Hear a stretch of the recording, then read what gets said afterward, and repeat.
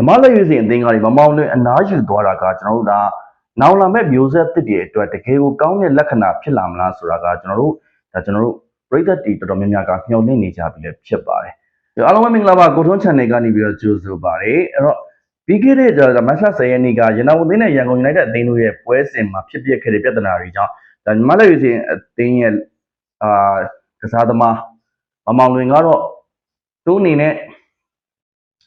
လက်ရွေးစင်ကစားသမားဘွားကနေအနားယူခဲ့ပြီဆိုတဲ့အကြောင်းကိုကျွန်တော်တို့တရားဝင်ထုတ်ဖော်ပြောကြားခဲ့ပြီဖြစ်ပါတယ်။မမောင်လွင်ကကျွန်တော်တို့ဒီဆိုပါပွဲစဉ်မှာပေါ့နော်ရန်ကုန်သင်းနဲ့ရန်ကုန် United တို့အသင်းနဲ့ပွဲစဉ်မှာဒါပရိသတ်ကိုဒါစင်မင်းထက်ကိုတက်ပြီးတော့ကိုထိလက်ရောက်ဒါကျိုးလွန်ခဲ့ပြီးတော့ကိုထိလက်ရောက်ဒါထိုးချိတ်ခဲ့တဲ့အနေအထားမျိုးကြောင့်ဒါ6လပွဲပယ်နဲ့ဒဏ်ငွေ330တော့ဒါ MFF ကချမှတ်ခဲ့ပြီးနောက်မှာဆိုရင်တော့မြန်မာလက်ရွေးစင်အသင်းကနေပြီးတော့နားယူတယ်ဆိုပြီးတော့ဒါကြီးညာခဲ့တာဖြစ်ပါတယ်။သူ့အနေနဲ့တော့ဒါတညာလုံးခက်ခက်စဉ်းစားပြီးနားယူခဲ့ရတယ်။သူ့အကာအကွယ်မရခဲ့တဲ့အတွက်ဒီလိုမျိုးနားယူဖို့စဉ်းစားခဲ့ရဆိုပြီးတော့သူပြောခဲ့ပေမဲ့ professional မဆန်တဲ့သူ့ရဲ့လုပ်ရတဲ့ကြောင့်ဒီလိုမျိုးပြစ်ဒဏ်တွေကိုချမှတ်ခဲ့တာ MFF ကဒါဒီပြစ်ဒဏ်တွေကိုဘယ်လိုပြောရမလဲဖြေလျှော့ပေးလိုက်မယ်ဆိုရင်တော့ MFF ဒီသူကိုကျွန်တော်တို့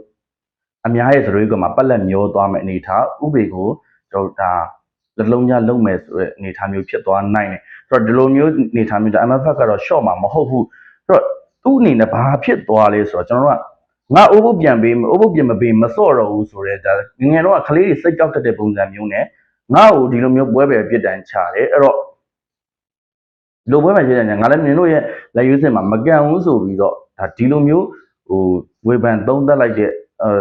ဒီလိုမျိုးပြောကြားလိုက်တဲ့အနေအထားမျိုးရဲ့ဒါ professional မဆန်တဲ့ပုံစံမျိုးတွေကျွန်တော်တို့တွေ့ရတယ်ပြီးတော့ဒါအခုချက်ချင်းပဲကျွန်တော်ဒါထိုင်းလီ1 club ကိုပြန်သွားပြီးတော့သူအနေနဲ့ပြန်ကန်နေပြီဖြစ်ပါတယ်ဆိုတော့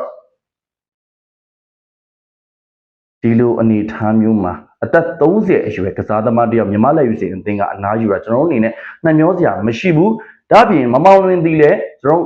သူကန်ခဲ့စဉ်တောက်လျှောက်မှာမြန်မာလက်ရွေးစင်အသင်းအတွက်ဘာမှလောလောလတ်လုံးပြထားတာမရှိဘူးကျွန်တော်အာဆီယံအသင်းမှာပါဝင်တာကလွင်ကျန်တဲ့မြန်မာလက်ရွေးစင်အသင်းအတွက်ဘာများကျိုးပြည့်မြောက်လောက်ထားပြီးတာရှိလို့လဲဆိုပြီးပြည်သက်တွေကလည်းကျွန်တော်တို့ဒါဝေဖန်နေကြတာဖြစ်ပါတယ်သူရဲ့ professional မဆန်မှုကြောင့်ပြစ်ဒဏ်ချခံရအောင်ကောင်းကောင်းမွန်မွန်လက်မခံပဲမြန်မာလက်ရွေးစင်အသင်းကနားတွေဆိုတဲ့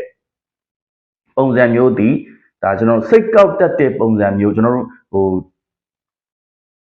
အမေမိဘကိုစိတ်ကောက်တဲ့ကလေးတွေပုံစံမျိုးဖြစ်နေတယ်ကျွန်တော်တို့ရှေ့မှာကျွန်တော်တို့ဒါprofessional သမားတွေဖြစ်တဲ့ကျွန်တော်တို့ David Beckham တို့ Eric Cantona တို့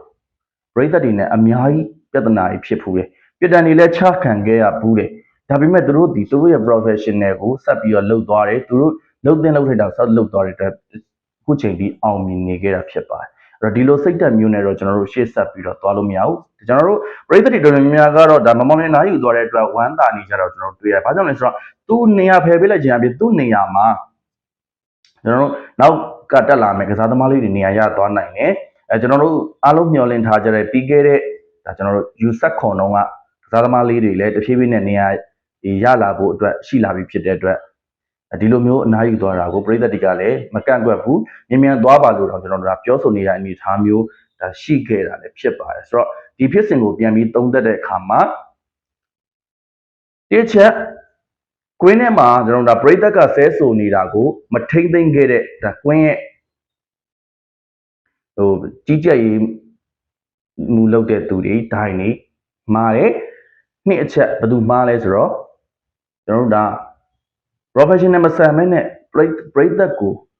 စင်ဒီပွဲကြီးစဉ်ကိုတက်ပြီးတော့ကိုဒီလက်ရောက်ကျူးလွန်ခဲ့တဲ့မမောင်လွင်ကပို့ပြီးတော့မှားတယ်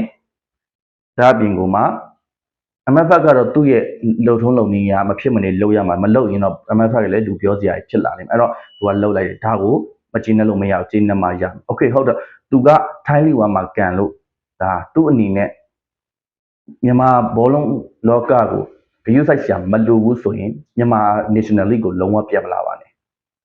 ဒါဘရိတ်ဒီရဲ့တောင်းဆိုမှုပါဆိုတော့သူ့ကြောင့်တော်တော်များများနစ်နာခဲ့ရတယ်လို့တချို့အရာတွေလည်းထိခိုက်ဆုံးရှုံးခဲ့ရတယ်များတာဖြစ်တဲ့အတွက်